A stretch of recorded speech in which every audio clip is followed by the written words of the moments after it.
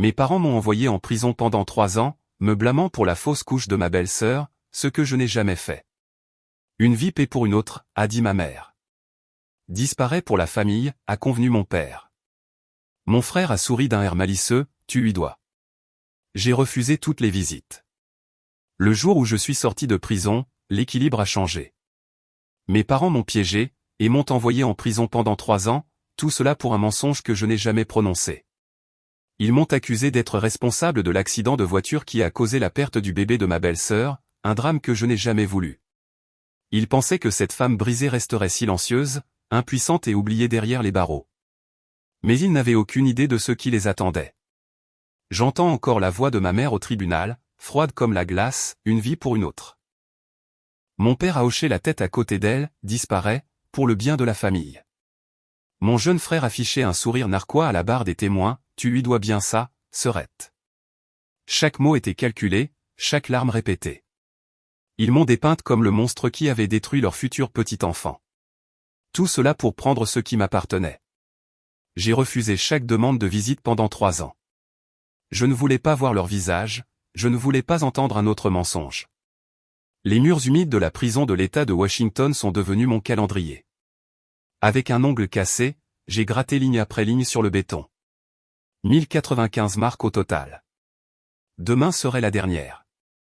Demain, je sors. L'air, ici, sans la rouille, le regret, et l'attente. Mais demain, les portes s'ouvrent, et tout change.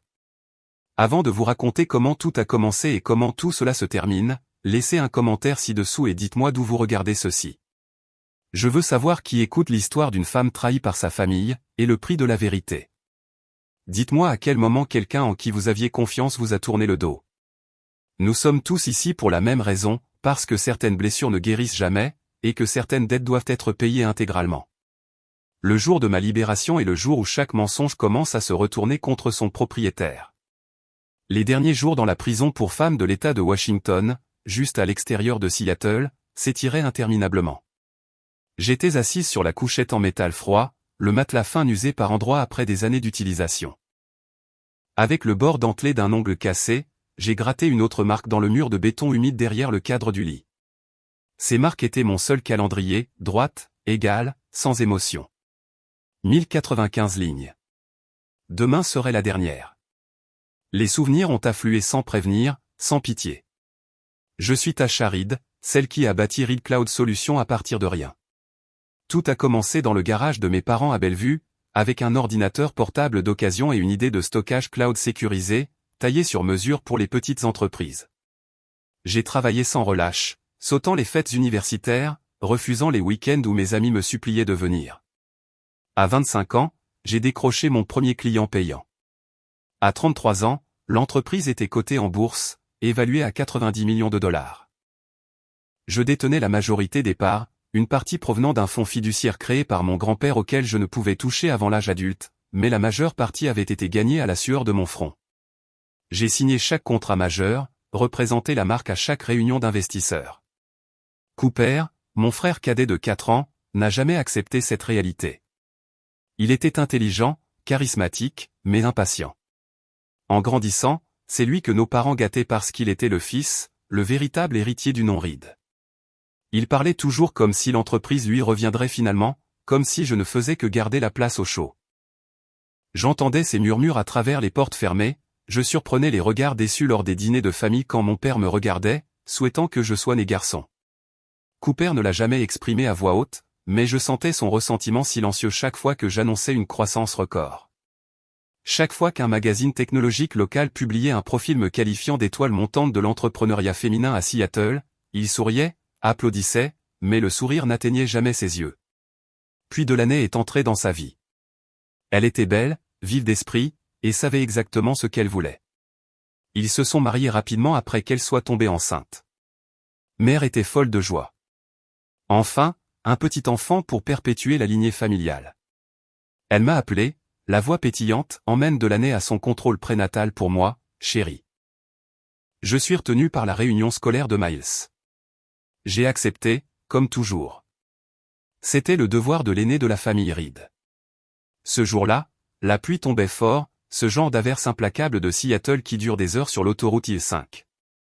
Je conduisais la Tesla de l'entreprise, Delaney sur le siège passager, la main posée sur son ventre. Au début, la conversation était légère, prénom de bébé, idée pour la chambre. Puis, elle a dévié sur les affaires. Delaney a demandé, comme si de rien n'était, Cooper a mentionné vouloir retirer des capitaux pour un investissement parallèle. Qu'est-ce que tu en penses? J'ai gardé un ton égal, nous sommes en pleine expansion de l'infrastructure des serveurs. Retirer des fonds maintenant ferait chuter le prix de l'action, et nuirait à tous les actionnaires, y compris au compte de retraite de maman et papa. Delaney a eu un sourire en coin, tu fais toujours passer l'entreprise avant la famille, n'est-ce pas? Cooper est ton frère. Il mérite une plus grosse part. La dispute a escaladé à partir de là. J'essayais de garder la voiture stable, mais elle ne lâchait rien.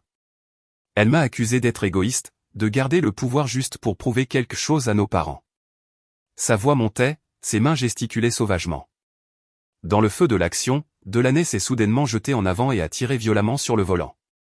La voiture a fait une embardée instantanée, les pneus ont fait de l'aquaplaning sur la chaussée mouillée, heurtant la glissière de sécurité dans un crissement strident. Les airbags se sont déployés, le pare-brise s'est fissuré en toile d'araignée. J'ai écrasé les freins, nous amenant à l'arrêt au milieu des klaxons de la circulation environnante. Je me suis tourné vers elle, le cœur battant à tout rompre.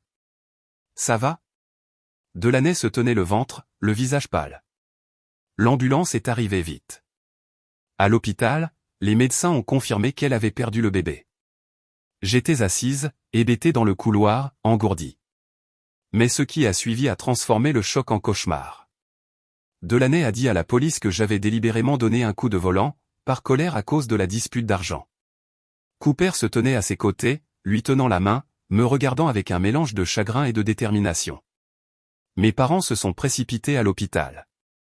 Mère a serré Delaney dans ses bras en sanglotant, puis s'est tournée vers moi avec une froideur dans la voix que je n'avais jamais entendue. Père n'a rien dit, il a juste hoché la tête quand les officiers ont posé des questions sur les tensions familiales de longue date. Les images de la caméra embarquée de la voiture ont mystérieusement disparu. Plus tard, les tentatives de récupération ont montré que les fichiers avaient été complètement effacés, sans laisser de traces. Mes comptes, tant ceux de l'entreprise que mes comptes personnels, ont été gelés en vertu d'une ordonnance d'urgence déposée par Cooper, prétextant un risque de dilapidation des actifs dû à une instabilité mentale. Sans accès à mes fonds, je ne pouvais pas engager d'avocat privé.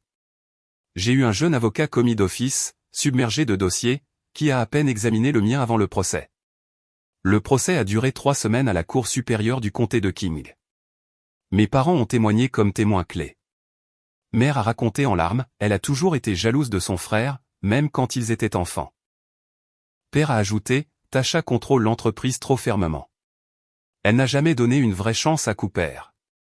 Delaney, dans un fauteuil roulant, l'abdomen bandé, a pleuré en décrivant le moment où elle avait senti la voiture dévier délibérément vers la barrière. Cooper la tenait, la voix brisée, elle a saisi le volant. J'en suis certain. J'ai témoigné calmement, racontant les événements exactement comme ils s'étaient passés, mais je manquais de preuves matérielles. Mon avocat commis d'office a bafouillé face aux témoins de la famille. Les jurés me regardaient avec suspicion, une femme d'affaires prospère soudainement instable. Le juge m'a condamné à 3 ans pour homicide involontaire par imprudence, plus une interdiction de contact avec l'entreprise pendant mon incarcération. Quand le marteau est tombé, je n'ai pas pleuré. Juste un froid vide qui se répandait en moi. Une impuissance totale, c'était tout ce qui restait. 3 ans.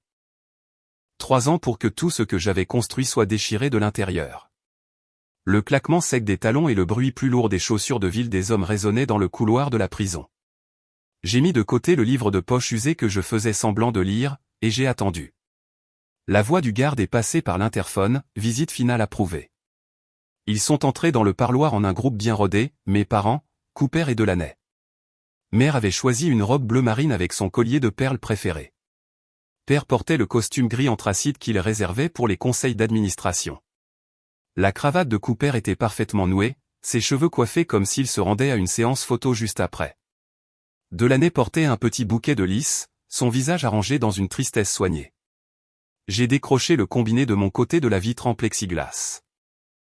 Père a parlé en premier, se penchant en avant avec ce ton autoritaire familier qu'il utilisait pour négocier les contrats. Tasha, les documents sont prêts. Tu transfères la majorité des droits de vote à Cooper, et nous stabilisons tout. L'entreprise perd de l'argent depuis ton départ. La voix de mère est venue ensuite, plus douce, mais non moins calculée. C'est la seule façon de protéger ce que ton grand-père a construit.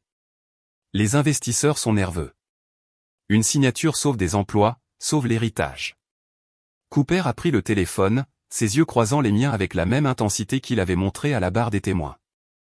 Pense à l'ensemble du tableau, Serette. Tu as toujours dit que Reed Cloud était plus important qu'une seule personne. Delaney a posé sa main libre à plat contre la vitre. Après tout ce qui s'est passé, tu dois bien ça à la famille. Je tenais le combiné, mais je ne disais rien. Puis la porte de leur côté s'est ouverte à nouveau. Miles Reed est entré, mon plus jeune frère, 25 ans. C'était celui que j'avais licencié de son poste de directeur financier, 18 mois avant mon arrestation, pour ce qui semblait être des divergences mineures dans les rapports trimestriels. Il portait un costume gris bien coupé, les cheveux courts, ressemblant plus à un jeune cadre qu'à quelqu'un qui cherchait du travail depuis des années. Il s'est assis à côté de Cooper, sans un mot pour moi au début. Quand il a pris le téléphone, son ton était égal, presque détaché. La famille, ce n'est pas toujours une question de qui a tort ou raison. Parfois, c'est une question de qui s'en sort. Ses yeux ont fui les miens au moment où il l'a dit. J'ai scruté leur visage. Des parents qui m'avaient enseigné l'ambition, un frère qui avait grandi dans mon ombre, une belle-sœur qui avait rejoint la famille il y a 5 ans. Et j'ai senti un mur se solidifier en moi. Je ne signe rien, ai-je dit clairement dans le combiné. Jamais. Considérez ceci comme un adieu. L'expression de père s'est changée en pierre. La main de mère a volé à sa bouche. Cooper a serré le téléphone plus fort. Miles a simplement reposé le combiné sur son socle, sans réaction. Je me suis levé et je suis parti. Derrière moi, la voix de ma mère s'élevait à travers la vitre, « Tu jettes tout ce pour quoi nous avons travaillé. » Le lendemain matin a apporté le ciel couvert familier de Seattle et une pluie fine. Les portes de la prison se sont ouvertes comme prévu. Dehors, une petite foule de journalistes s'était rassemblée, des journalistes technologiques de GeekWire, une équipe de Como News, et même quelqu'un de CNBC qui avait pris l'avion dans la nuit après l'éclatement de l'histoire sur le drame de la famille Reed. Les appareils photo ont cliqué alors que je sortais en jean et un pull simple, ne portant rien d'autre qu'un sac en plastique transparent contenant mes affaires approuvées. Mes parents se tenaient au premier rang avec Cooper, tenant des roses blanches, leur visage affichant un soulagement plein d'espoir pour les objectifs. Mère s'est avancée la première, les bras ouverts. Chérie, on est si heureux que tu rentres à la maison. J'ai continué à marcher, passant à portée de bras sans ralentir le pas ni croiser leurs regards. Les roses sont restées tendues, intouchées. Une Bentley noire élégante a glissé jusqu'au trottoir.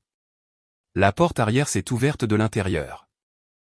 Ethan Harrison en est sorti, 34 ans, diplômé de Harvard en droit, connu pour démanteler les affaires de fraude d'entreprise et ne jamais perdre une bataille en salle de conseil. Il avait décliné les tentatives de Cooper de l'embaucher à 3 reprises au cours des 2 dernières années. Mademoiselle Reed, a-t-il dit assez fort pour que les microphones à proximité l'entendent. Votre carrosse vous attend. Je me suis glissé sur la banquette arrière. L'intérieur sentait le cuir neuf et une eau de Cologne subtile. La porte s'est fermée avec un bruit sourd et lourd, insonorisé, qui a étouffé le barrage soudain de questions. À travers la vitre teintée, j'ai regardé la scène changer. Les journalistes se sont détournés de ma famille vers la voiture, criant pour savoir qui venait me chercher et ce que cela signifiait pour l'action de Reed Cloud Solutions. Les bras de mère sont retombés le long de son corps. La mâchoire de père travaillait silencieusement. Cooper fixait la plaque d'immatriculation de la Bentley comme s'il la mémorisait. Ethan s'est installé sur le siège conducteur, il avait insisté pour conduire lui-même aujourd'hui. Le Pantouz est prêt. L'équipe attend. Je me suis appuyé contre l'appui-tête, sentant l'accélération douce nous éloigner du trottoir. Prenez le chemin le plus long, ai-je dit. Je veux revoir la ville. La voiture a émergé dans la circulation. Derrière nous, mon ancienne famille restait entourée de caméras, leur séance photo de réconciliation s'effondrant en temps réel. Je n'ai pas regardé longtemps. La faible lumière de Seattle filtrait à travers les baies vitrées du Pantouz surplombant la baie d'Elliott. Je suis entré dans l'appartement qui avait été sécurisé et approvisionné des semaines plus tôt, la porte se refermant derrière moi avec une finalité qui a résonné dans ma poitrine. L'air sentait le propre, le citron et les draps frais, rien à voir avec le béton rance que j'avais respiré pendant 3 ans. J'ai laissé tomber le petit sac plastique d'affaires de prison sur le comptoir en marbre et je me suis dirigé directement vers la salle de bain. La douche avait 6 têtes-pluie et douchettes, tout en chromé en verre. J'ai fait couler l'eau aussi chaude que je pouvais le supporter et je suis resté dessous pendant ce qui a semblé être des heures, frottant avec du savon au cèdre jusqu'à ce que ma peau soit à vif. La vapeur montait épaisse, emportant l'odeur de désinfectant institutionnel qui s'accrochait à mes cheveux et à mes pores. J'ai regardé l'eau grise tourbillonner dans le siphon, et je me suis demandé si la rage pouvait être lavée aussi facilement. Quand j'ai finalement émergé, enveloppé dans un épais peignoir blanc, Ethan Harrison et Barbara Doyle m'attendaient dans le salon. Une table en acajou avait été dressée avec des piles soignées de documents, 2 ordinateurs portables ouverts, et une cafetière encore fumante. Barbara, 61 ans, coupe argentée, tranchante, ancienne procureure fédérale devenue avocate d'affaires, s'est levée quand je suis entré. Ethan est resté assis, faisant défiler quelque chose sur son écran. « Bienvenue chez vous, mademoiselle Reed », a dit Barbara, d'une voix stable et professionnelle. « Nous avons beaucoup à couvrir. » Je me suis versé du café dans une vraie tasse en céramique, ma première depuis des années, et je me suis assise en face d'eux. Le liquide était sombre, riche, rien à voir avec le jus de chaussette de la prison. Il m'a brûlé la langue de la meilleure des façons. Ethan a glissé le premier dossier vers moi. Révocation de la procuration d'urgence que votre frère a déposée en invoquant l'incompétence mentale. Nous la contestons pour motif de fraude et d'absence de preuves médicales. Votre signature ici réactive votre statut d'actionnaire majoritaire immédiatement. J'ai signé sans hésitation. Le stylo semblait étranger dans ma main, trop lisse, trop cher. Barbara a placé le deuxième document devant moi. Motion d'urgence pour audit judiciaire et gel temporaire des actifs. Cela part à la Cour supérieure du comté de King cet après-midi. Cela empêche tout transfert de fonds de l'entreprise jusqu'à ce que l'audit soit terminé. J'ai signé ça aussi. Puis est venue la résistance. Le téléphone d'Ethan a vibré. Il a répondu, « Écoutez », froncé les sourcils. La First National fait de la résistance. Il cite le blocage existant mis en place par Cooper et veulent 24 heures pour examiner les ordres contradictoires. Les yeux de Barbara se sont plissés. Ils auront 4 heures. Déposez la motion ex parte maintenant. Le juge Ramirez me doit une faveur depuis l'affaire Méridian. Pendant qu'Ethan tapait furieusement, Barbara a plongé la main dans sa mallette et en a sorti une petite clé USB noire. Pas d'étiquette, juste un simple M manuscrit à l'encre bleue sur le côté. C'est la copie de sauvegarde, dit-elle doucement. L'original a été détruit, effacé d'un serveur à Bellevue il y a 17 mois. Il a fallu tout ce temps à notre équipe médico-légale pour reconstruire les fragments à partir des sauvegardes hors site et des chaînes de mails supprimées. Tout est là. Communications internes, transferts offshore, sociétés écrans enregistrées dans le Delaware. Suffisamment pour prouver un détournement de fonds systématique. J'ai pris la clé. Elle était plus légère que je ne le pensais. 3 ans du travail minutieux de quelqu'un réduit à 8 grammes de plastique et de silicium. Ethan a terminé son appel. Motion déposée, audience dans 2 heures. La banque se conformera ou fera face à une accusation d'outrage. J'ai branché la clé USB dans l'ordinateur sécurisé qu'il m'avait fourni. Les fichiers se sont ouverts dans des dossiers soignés, feuilles de calcul avec date et montant, fiches de mai entre Cooper et des comptes inconnus, factures pour des services qui n'ont jamais existé. Des millions siphonnés lentement, soigneusement, au fil des années. Mon estomac s'est retourné, non pas à cause du choc, mais à cause de la précision de la chose. Ce n'était pas une impulsion. C'était de la planification. Mon téléphone, le nouveau qu'Ethan m'avait remis dans la voiture, a vibré avec des notifications, tags sur les réseaux sociaux, alertes infos. Je les ai ignorés. À l'autre bout de la ville, au Washington State Convention Center, le sommet annuel de la technologie du Nord-Ouest battait son plein. 800 participants dans le hall principal, diffusés en direct à des milliers d'autres. Cooper était sur scène, dans un costume bleu marine, au milieu d'une présentation sur la nouvelle suite de sécurité d'entreprise de Reed Cloud Solutions. La diapositive derrière lui montrait des chiffres de croissance des revenus projetés que je n'avais jamais autorisés. Il a fait un geste confiant vers l'annonce du partenariat avec Pacific Data Systems, un contrat de 50 millions de dollars qui aurait été le plus gros de l'entreprise à ce jour. Le public a applaudi alors qu'il invitait leur PDG sur scène pour la signature cérémonielle. Cooper a sorti la carte noire de l'entreprise Titan, plafond illimité et l'a tendu au serveur qui avait apporté le champagne pour le toast. Le terminal portable a émis un bip unique, refusé. Il a ri, mettant ça sur le compte d'un bug, et a réessayé. Deuxième bip, refusé. La troisième tentative a suscité des murmures au premier rang. Son téléphone a vibré contre sa cuisse. Il s'est écarté pour répondre, le visage toujours souriant pour les caméras. Monsieur Reed, c'est le service conformité de la First National.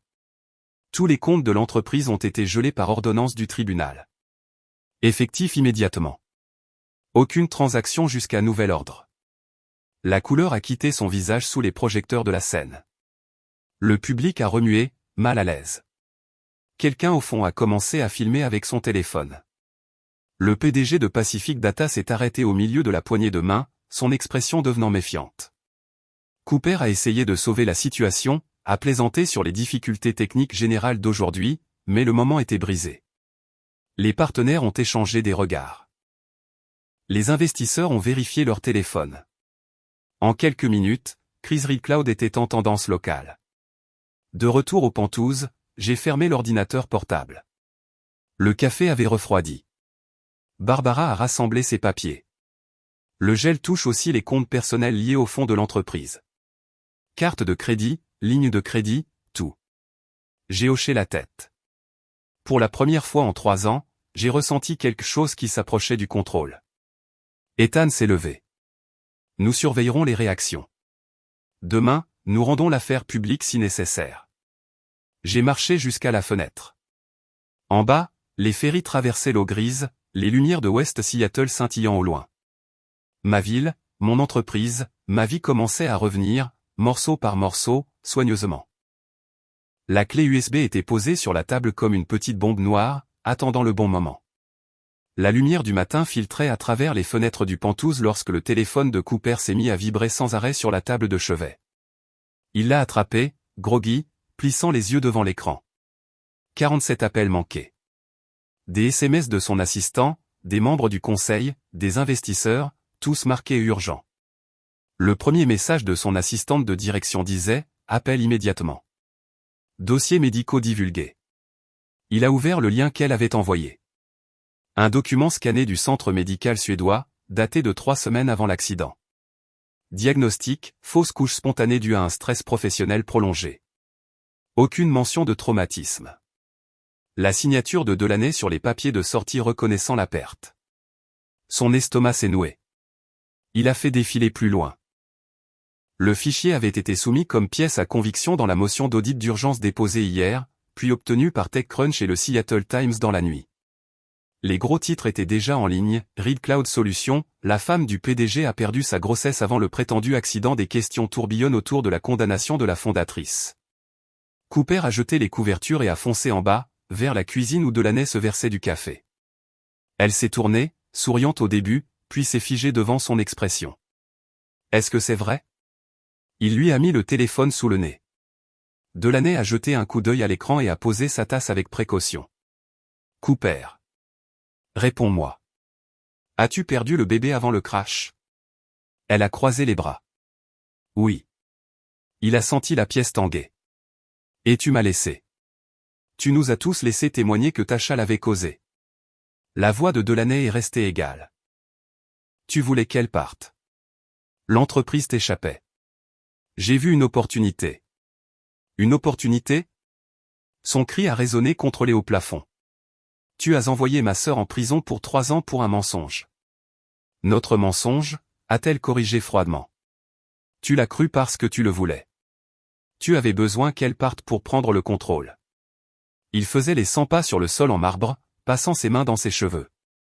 Le conseil se réunit en session d'urgence aujourd'hui. Les investisseurs retirent leurs offres. Ce contrat avec Pacific Data est mort. Delaney a repris son café. Alors arrange ça. Ni tout. Dis que les dossiers sont falsifiés. Ils ne sont pas falsifiés. Ils viennent du suédois. Ton médecin, ta signature. Il s'est arrêté devant elle. Comment as-tu pu me regarder dans les yeux chaque jour en sachant ça? Parce que tu n'as jamais demandé, dit-elle simplement. Tu étais trop occupé à célébrer ton nouveau titre. Le silence s'est étiré lourdement entre eux. Dehors, un hélicoptère de presse vrombissait au-dessus de leur tête, tournant autour du quartier de Bellevue. Le téléphone de Cooper a sonné à nouveau. Le nom de son père sur l'écran. Il l'a ignoré. Tu n'es pas la victime ici, a continué Delaney. Nous voulions tous les deux la même chose. J'ai juste fait en sorte que ça arrive. Il l'a fixé, voyant vraiment pour la première fois le calcul derrière le joli visage qu'il avait épousé. Sors. Quoi? Fais tes valises. Je veux que tu sois parti ce soir. Delaney a ri amèrement. Avec quel argent? Tes comptes sont gelés aussi, tu te souviens. Il n'avait pas de réponse à cela. De l'autre côté de l'eau, dans le centre-ville de Seattle, le hall de Real Cloud Solutions bourdonnait d'une énergie inhabituelle. Le personnel chuchotait par groupe. La sécurité avait doublé aux portes.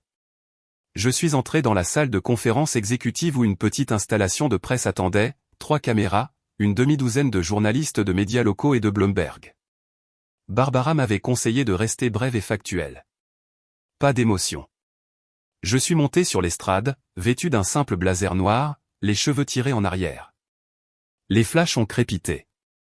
Merci d'être venu si rapidement, ai-je commencé d'une voix stable. En tant qu'actionnaire majoritaire et fondatrice de Real Cloud Solutions, j'annonce un audit judiciaire indépendant de toutes les finances de l'entreprise, effectif immédiatement. Cet audit sera mené par un cabinet externe avec la pleine coopération des forces de l'ordre si nécessaire.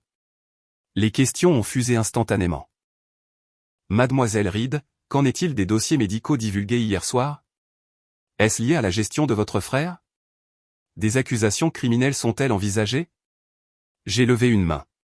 Certaines preuves ont fait surface, soulevant de sérieuses questions sur les événements ayant conduit à ma condamnation injustifiée. La vérité émergera par les voies appropriées. D'ici là, je reprends mon rôle de présidente. Ma priorité est de protéger cette entreprise et les milliers d'employés qui en dépendent. Un journaliste a insisté, croyez-vous que votre famille vous a délibérément piégé? J'ai regardé la caméra droit dans les yeux. Les preuves parleront d'elles-mêmes. La justice finit toujours par faire surface. Je me suis éloigné de l'estrade après exactement 8 minutes. Pas de questions supplémentaires. Barbara a escorté la presse vers la sortie. Dans le couloir, par la suite, Ethan m'a remis des impressions fraîches. Les mentions sur les réseaux sociaux explosaient. L'action avait chuté de 12% à l'ouverture, mais s'était stabilisée après mon annonce. Le Conseil veut un vote d'urgence sur la transition de la direction, a-t-il dit. Laissez-les faire, ai-je répondu. Nous serons prêts. De retour au Pantouz ce soir-là, je me tenais à la fenêtre, regardant les ferries traverser le détroit. Mon téléphone affichait des appels manqués du numéro de ma mère, 23 au total. Je n'ai pas répondu. Les mensonges s'effilochaient plus vite qu'ils n'avaient été tissés. Et pour la première fois, ce n'était pas moi qui en payais le prix. La circulation de l'après-midi bourdonnait le long des rues bordées d'arbres de Bellevue alors que 2 camions de déménagement et le SUV d'un huissier de justice s'arrêtaient aux grilles de la vaste propriété surplombant le lac Washington. Je suis sorti de l'escalade noire avec Ethan Harrison à mes côtés, l'ordre d'expulsion net et précis dans sa main.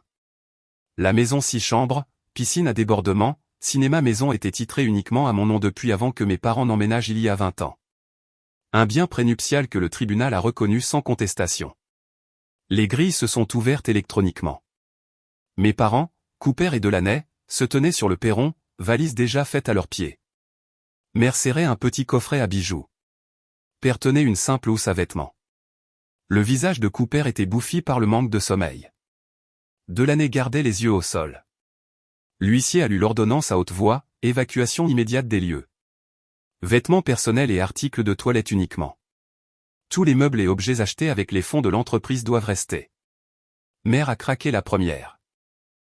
Elle a laissé tomber le coffret à bijoux et s'est précipitée vers moi, les bras tendus. Mon bébé, s'il te plaît. C'est notre maison. La santé de ton père. Sa voix s'est brisée en sanglots. Oh, mon enfant, a-t-elle chuchoté dans le vietnamien qu'elle utilisait quand j'étais petite, la langue des berceuses et des histoires du soir. Père se tenait raide, mais ses mains tremblaient le long de ses flancs. L'homme qui avait bâti des salles de conseil et conclu des affaires à plusieurs millions de dollars ne pouvait pas croiser mon regard. Cooper s'est avancé ensuite. Tasha, réfléchis à ce que tu fais. Ça va faire le tour des infos. L'action de l'entreprise. C'est déjà partout aux infos, ai-je dit doucement. Miles est arrivé à ce moment-là, se garant dans son Audi. Il s'est garé et a remonté l'allée lentement, les mains dans les poches.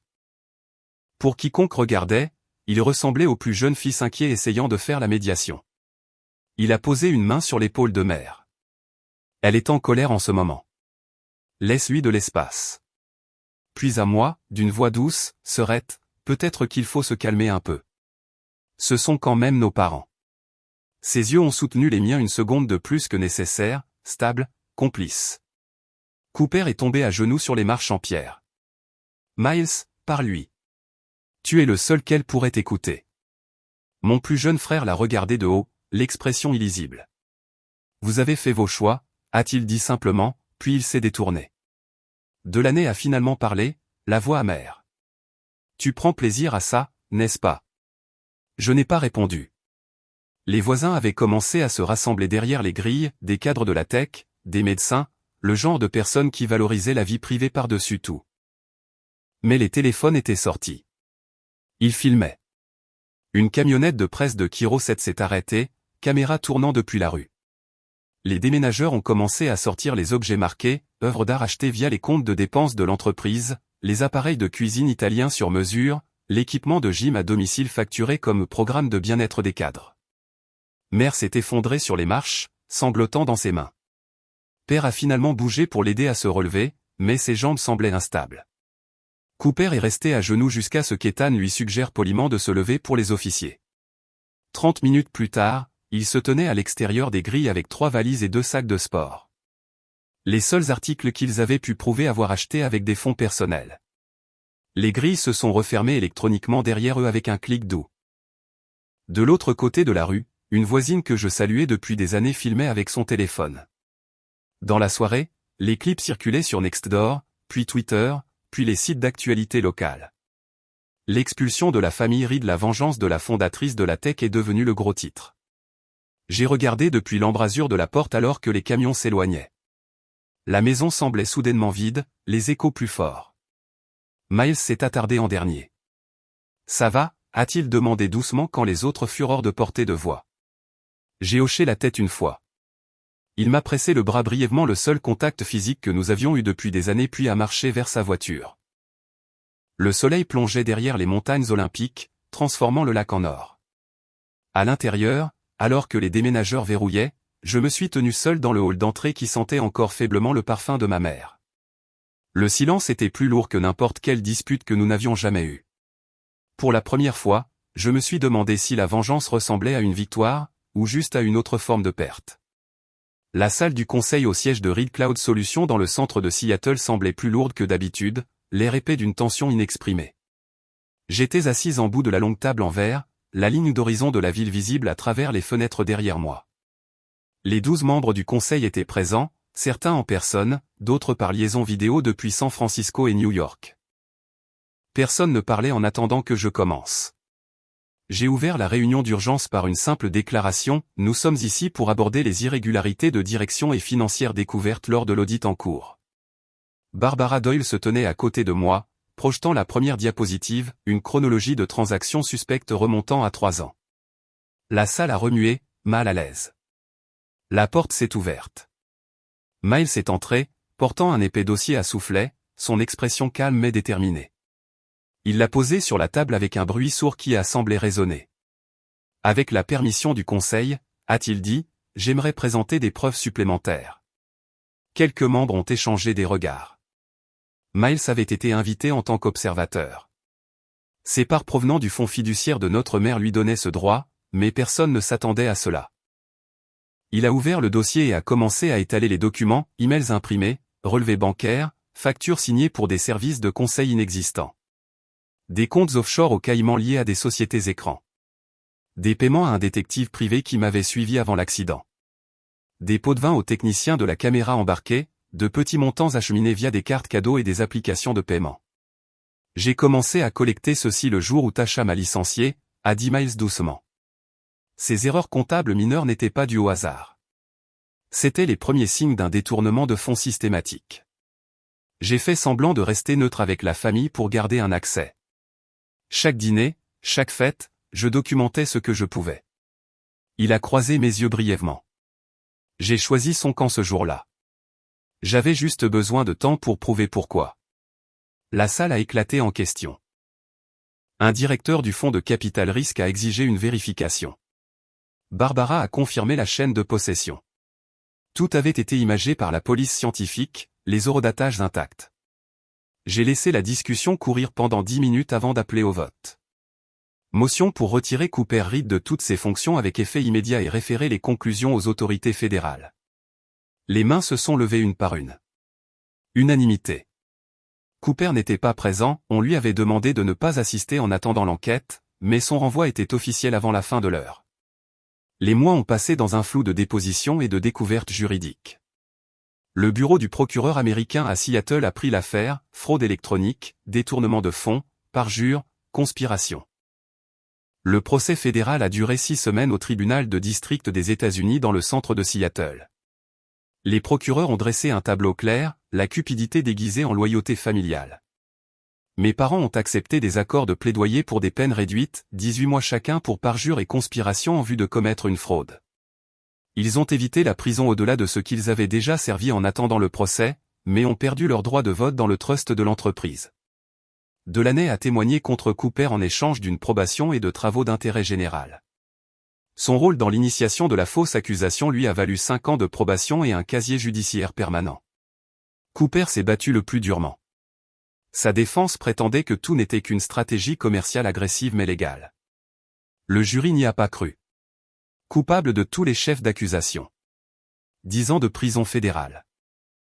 Pas de libération conditionnelle possible avant 7 ans, plus une restitution de 12 millions de dollars, le montant tracé directement vers ses combines. J'étais assise au premier rang chaque jour du prononcé de la sentence. Mère pleurait doucement quand son nom était appelé.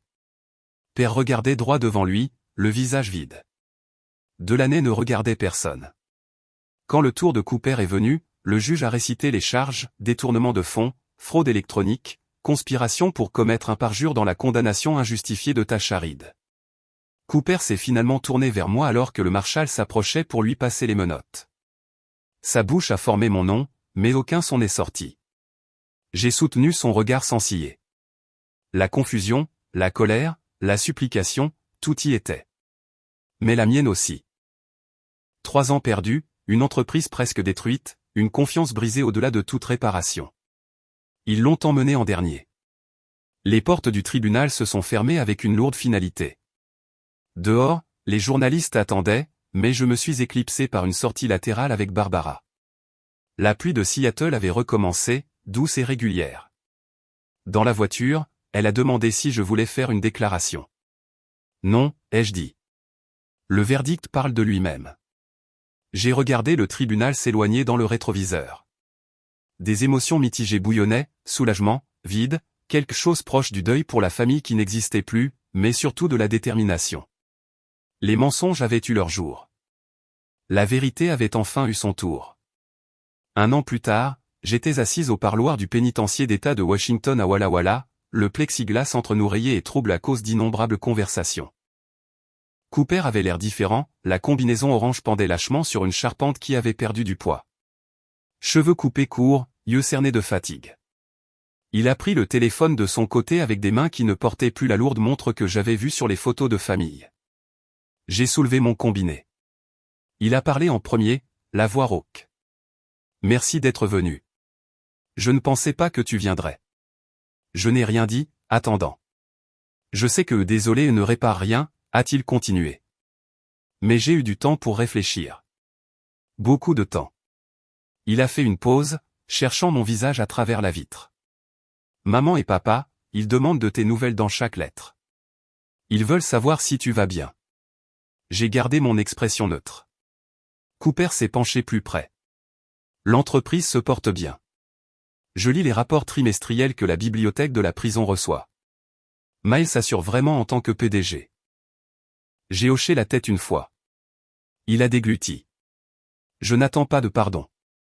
J'avais juste besoin de te voir pour te le dire en face. J'ai finalement parlé, d'une voix basse et égale.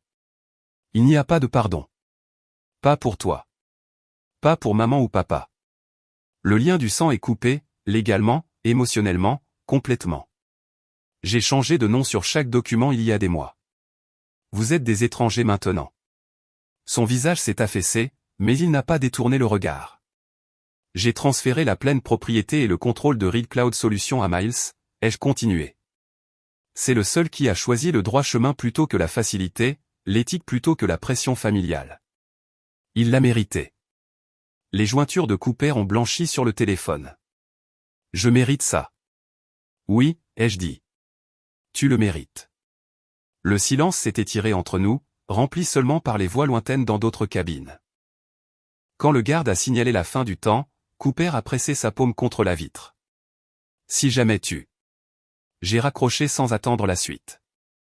En sortant dans l'air sec de l'est de Washington, j'ai senti le poids que j'avais porté pendant 4 ans se déplacer, pas disparu, mais différent. Plus léger, peut-être.